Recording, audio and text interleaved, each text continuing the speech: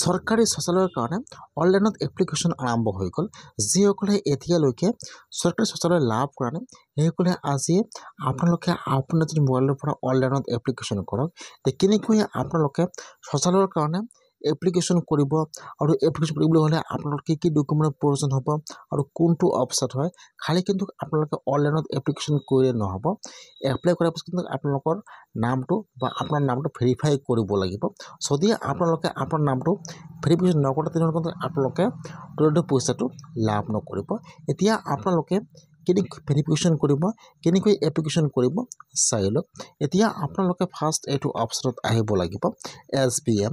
মই কিন্তু আপোনাৰ সুবিধাৰ কাৰণে অপশ্যনৰ লিংকটো মোৰ ডিছক্ৰিপশ্যনত দি দিছোঁ। আপোনালোকে ডাইৰেক্ট ক্লিক কৰি ফাৰ্ষ্ট এইটো অপশ্যনত আহি যাব। তাৰপিছত আপোনালোকে অলপমান তলত আহি যাব। ইয়াত চাব 2 নম্বৰত দিয়া আছে এপ্লিকেশ্যন ফৰ্ম ফৰ ISSL ডাছবৰ্ড। এতিয়া আপোনালোকে এইটো অপশ্যনৰ ওপৰত ক্লিক কৰিব এপ্লিকেশ্যন। এতিয়া আপোনাৰ ওচৰত এইটো পেজ অপেন হৈ যাব এনেকুৱাকৈ। ইয়াত চাব দিয়া আছে mobile number, get OTP, enter OTP, captcha আৰু লগইন। আপোনালোকে ফাৰ্ষ্ট কিন্তু আপোনাৰ ফোন নম্বৰটো ৰেজিষ্টাৰ কৰিব লাগিব। আৰু কিন্তু ইয়াত আপোনাৰ ফোন নম্বৰটো ফাৰ্ষ্ট লগইন নহ'ব। কেনেকৈ ৰেজিষ্টাৰ কৰিব চাই লওক। এতিয়া আপোনালোকে ওপৰত আহি যাব। ইয়াত চাব দিয়া আছে চিটিজেন ৰেজিষ্ট্ৰেশ্যন। এতিয়া আপোনালোকে সেইটো অপশ্যনৰ ওপৰত ক্লিক কৰিব। এতিয়া আপোনাৰ ওচৰত আৰু নিউ পেজ অপেন হৈ যাব। ফাৰ্ষ্ট ইয়াত আপোনাৰ মোবাইল নম্বৰটো বহাই দিব, OTP বহাই দিব। তাৰপিছত আপোনাৰ ওচৰত আৰু নিউ পেজ অপেন হৈ যাব। ইয়াত আপোনাৰ নাম, আপোনাৰ এড্ৰেছ বহাই দিব। লগে কিন্তু ইয়াত আপোনাৰ ফোন নম্বৰটো ৰেজিষ্টাৰ হৈ যাব। ইয়াত চাব। এতিয়া আপোনালোকৰ ইউজাৰ ID সম্পূৰ্ণ হৈ যাব। তাৰপিছত আপোনালোকে এতিয়া লগইনত ক্লিক কৰিব লাগিব। ফাৰ্ষ্ট কিন্তু ইয়াত আপোনাৰ ফোন নম্বৰটো ৰেজিষ্টাৰ কৰিব লাগিব। এতিয়া আপোনালোকে লগইনত ক্লিক কৰিব। এতিয়া আপোনাৰ ওচৰত এইটো হোম পেজ অপেন হৈ যাব। ফাৰ্ষ্ট আপোনালোকে ইয়াত আপোনাৰ ফোন নম্বৰটো বহাই দিব। ফোন নম্বৰটো বহাই দি আপোনালোকে এতিয়া গেট OTPত ক্লিক কৰিব। যেতিয়া আপোনালোকে ফোন নম্বৰটো বহাই দি ক্লিক কৰিব, এতিয়া আপোনাৰ মোবাইলত OTP আহি যাব। ইয়াত চাব দিয়া আছে ইণ্টাৰ OTP। আপোনালোকে OTPটো বহাই দিব, কেপচাটো বহাই দি আপোনালোকে এতিয়া চাইনৰ ওপৰত ক্লিক কৰিব।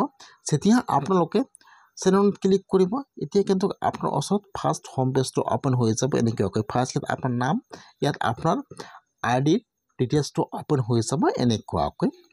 এতিয়া আপোনালোকে এইফালে চাব, ইয়াত 3 ডটৰ অপশ্যন দিয়া আছে। এতিয়া আপোনালোকে ফাৰ্ষ্ট সেইটো অপশ্যনৰ ওপৰত ক্লিক কৰিব 3 ডট।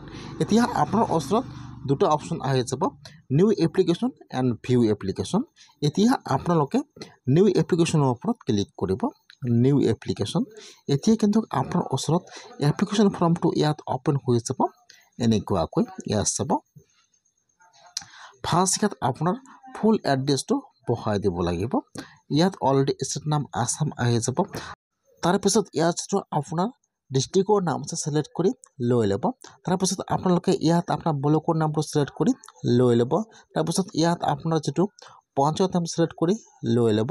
তাৰপিছত ইয়াত আপোনাৰ ভিলেজ নামটো চিলেক্ট কৰি লৈ ল'ব। তাৰপিছত ইয়াত আপোনাৰ যিটো এড্ৰেছটো আছে আপোনালোকে ফাৰ্ষ্ট ইয়াত আপোনাৰ ফুল এড্ৰেছটো ভালকৈ চাই চিলেক্ট কৰি লৈ ল'ব। চিলেক্টত ক্লিক কৰিব। ইয়াত চাই আছে সকলো প্ৰচেছ চিলেক্ট কৰি লৈ ল'ব। ফাৰ্ষ্ট ইয়াত আপোনাৰ যিটো এড্ৰেছটো আছে সকলো চিলেক্ট কৰি লৈ ল'ব। তাৰপিছত ইয়াত আহি যাব অপশ্যন B। এইটো হৈছে অপশ্যন A। এইটো হৈছে আপোনাৰ ফুল এড্ৰেছটো, ষ্টেট, ডিষ্ট্ৰিক্ট, ব্লক, পঞ্চায়ত, আপোনাৰ গাঁৱৰ নাম, ইয়াত আপোনাৰ গাঁৱৰ নাম বহাই দিব দুটা ঘৰত। তাৰপিছত ইয়াত আহি যাব চিলেকশ্যন B। এতিয়া ফাৰ্ষ্ট আপোনালোকে ইয়াত যিটো আপোনাৰ আধাৰ কাৰ্ডত ফুল নেম দিয়া আছে, ফাৰ্ষ্ট ইয়াত আপোনাৰ ফুল নেমটো বহাই দিব। তাৰপিছত যিটো আপোনাৰ আধাৰ কাৰ্ড নম্বৰ আছে ইয়াত আপোনাৰ আধাৰ কাৰ্ড নম্বৰটো বহাই দিব। তাৰপিছত ফাৰ্ষ্ট আপোনালোকে সেইটো বক্সত টিক মাৰ্ক দি দিব। নাম আৰু আধাৰ কাৰ্ড নম্বৰ বহাই দিব, সেইটো বক্সত টিক মাৰ্ক দিব। তাৰপিছত আপোনালোকে এতিয়া ভেৰিফাই আধাৰ নম্বৰৰ ওপৰত ক্লিক কৰিব। ভেৰিফাই আধাৰ নম্বৰ। ফাৰ্ষ্ট আপোনাৰ নাম আৰু আপোনাৰ আধাৰ কাৰ্ড নম্বৰটো বহাই দিব, টিক মাৰ্ক দিব, ভেৰিফাই ক্লিক কৰি ল'ব। ফাৰ্ষ্ট আপোনালোকে ইয়াত আপোনাৰ আধাৰ কাৰ্ডটো ভেৰিফাই কৰিব লাগিব। ফাৰ্ষ্ট আপোনালোকে ইয়াত ভেৰিফাই কৰি লৈ ল'ব।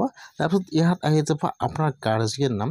ইয়াত যিটো আপোনাৰ গাৰ্জিয়ান নাম আছে ইয়াত বহাই দিব। ফাদাৰ্ছ বা হাজবেণ্ড যিটো আপোনাৰ গাৰ্জিয়ান নাম আছে ইয়াত বহাই দিব। তাৰপিছত যিটো আপোনাৰ জেণ্ডাৰ আছে চিলেক্টত ক্লিক কৰি ইয়াত আপোনাৰ জেণ্ডাৰ চিলেক্ট কৰি লৈ ল'ব, মেল হয় নে ফিমেল হয়। তাৰপিছত যিটো আপোনাৰ কেটাগৰী আছে চিলেক্টত ক্লিক কৰিব।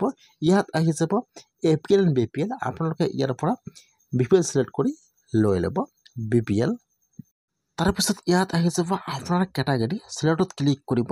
ইয়াত যিটো আপোনাৰ কেটাগৰী আছে চিলেক্ট কৰি লৈ ল'ব জেনাৰেল, SC আৰু ST। ইয়াত চাব ইয়াত কিন্তু তিনিটা অপশ্যন দি দিছে বৰ্তমান। জেনাৰেল, SC আৰু ST সকলে পিলটৰ কাৰণে এপ্লিকেশ্যন কৰিব পাৰিব বৰ্তমান। এতিয়া আপোনালোকৰ যিটো কেটাগৰী চিলেক্ট কৰি লৈ ল'ব কেটাগৰী। ইয়াত আপোনাৰ অলৰেডি আধাৰ কাৰ্ড নম্বৰটো আহি যাব, ইয়াত বহাই দিব নালাগে। ইয়াত আপোনাৰ মোবাইল নম্বৰটো বহাই দিব, ইমেইল ID আছে দিব, নহ'লে নিদিব। তাৰপিছত যিটো আপোনাৰ ফুল এড্ৰেছটো আছে ইয়াত আপোনাৰ এড্ৰেছটো বহাই দিব, বা যিটো আপোনাৰ গাঁৱৰ নাম আছে ইয়াত আপোনাৰ গাঁৱৰ নামটো বহাই দিব। তাৰপিছত ইয়াত আহি যাব আপোনাৰ বেংকৰ ডিটেইলছ। ইয়াত আপোনাৰ বেংকৰ ডিটেইলছটো এতিয়া ভালকৈ আছে বহাই দিব লাগিব। এতিয়া যিটো আপোনাৰ একাউণ্টৰ সৈতে আপোনাৰ আধাৰ কাৰ্ড লিংক আছে আপোনালোকে সেইটো একাউণ্ট ইয়াত দিব। ফাৰ্ষ্ট যিটো আপোনাৰ বেংকৰ IFSC কোড নম্বৰ আছে ইয়াত যেতিয়া আপোনাৰ বেংকৰ IFSC কোড নম্বৰটো বহাই দিব, ইয়াত আপোনাৰ ডিটেইলছটো সম্পূৰ্ণ আহি যাব। আপোনাৰ কোনটো বেংকৰ একাউণ্ট হয়, আপোনাৰ ব্ৰাঞ্চৰ নাম আহি যাব, ইয়াত আপোনাৰ ডিটেইলছটো সকলো আহি যাব। ইয়াত চাব সকলো আহি যাব এনেকুৱাকৈ। এতিয়া আপোনালোকে অলপমান তলত আহি যাব। এতিয়া যিটো আপোনালোকৰ একাউণ্ট নম্বৰ আছে ইয়াত দুটা ঘৰত আপোনালোকৰ একাউণ্ট নম্বৰটো বহাই দিব। দুটা ঘৰত আপোনাৰ ইয়াত চেম একাউণ্ট নম্বৰটো বহাই দিব। তাৰপিছত যিটো আপোনাৰ বেংকৰ পাছবুকটো আছে আপোনালোকে ইয়াত আপোনাৰ বেংকৰ পাছবুকটো ফটো তুলি আপোনালোকে এইটো লগে ফটো তুলি আপলোড কৰি দি দিব। এতিয়া কিন্তু আপোনালোকৰ ফৰ্মটো সম্পূৰ্ণ ফিল আপ হৈ গ'ল। ইয়াত চাব ইয়াত আপোনাৰ বেংকৰ পাছবুকৰ ফটোটো ইয়াত ফটো তুলি আপোনালোকে ইয়াত লগত কেমেৰাত ফটো কৰি আপোনাৰ ইয়াত পাছবুকৰ ফটোটো আপলোড কৰি দি দিব। ইয়াত চাব অপশ্যন আহি যাব এনেকুৱাকৈ। তাৰপিছত আপোনালোকে ফৰ্মটো সম্পূৰ্ণ ফিল আপ কৰিলে তলত চাব, তলত ইয়াত এপ্লাইৰ অপশ্যন দিয়া আছে। আপোনালোকে ফৰ্মটো ভালকৈ ফিল আপ কৰিলে এতিয়া আপোনালোকে এপ্লাইৰ ওপৰত ক্লিক কৰিব। যেতিয়া আপোনালোকে এপ্লাইৰ ওপৰত ক্লিক কৰিব নহ'লে কিন্তু আপোনাৰ এপ্লিকেশ্যনটো ইয়াত দেখুৱাই দিব এপ্লাই ছাকচেছফুল, ৰেফাৰেঞ্চ নম্বৰ আহি যাব। আপোনালোকে সেইটো নম্বৰ ছেভ কৰি ৰাখি দিব, পিছত কিন্তু আপোনালোকে সেইটো নম্বৰৰ প্ৰয়োজন হ'ব। এতিয়া কিন্তু আপোনালোকৰ সম্পূৰ্ণ এপ্লিকেশ্যন হৈ গ'ল। এতিয়া কেনেকৈ ভেৰিফিকেশ্যন কৰিব জানি লওক। এতিয়া আপোনালোকে থ্ৰী ডটত ক্লিক কৰিব, এবাৰ চাব যে আপোনাৰ এপ্লাইটো ছাকচেছফুল হ'ল নে নহ'ল। ইয়াত চাব এনেকুৱাকৈ। এতিয়া আপোনালোকে এপ্লাই কৰাৰ পিছত এতিয়া এটা ফৰ্ম আছে, মই আপোনাৰ সুবিধাজনক ফৰ্মৰ লিংকটো মোৰ ডিছক্ৰিপশ্যনত দি দিছোঁ। আপোনালোকে সেইটো ফিল আপ কৰি লৈ যিটো আপোনাৰ এপ্লিকেশ্যন ৰিচিপ্টটো আছে ৰিচিপ্টটো প্ৰিণ্ট কৰি ল'ব, আপোনালোকে আপোনাৰ পঞ্চায়তত জমা কৰিব লাগিব। যেতিয়া আপোনাৰ পঞ্চায়তৰ পৰা চেকিং কৰিব আপোনাৰ নামটো ভেৰিফাই কৰিব, তাৰপিছত কিন্তু আপোনালোকে পিলটৰ পইচাটো লাভ কৰিব। বহুতে কিন্তু খালি অনলাইনত আবেদন কৰে, এতিয়া কিন্তু পইচা পোৱা নাই। আপোনালোকে খালি কিন্তু অনলাইনত আবেদন কৰিব নহ'ব, আপোনালোকে আপোনাৰ পঞ্চায়তত যে আপোনাৰ নামটো ভেৰিফাই কৰিব লাগিব।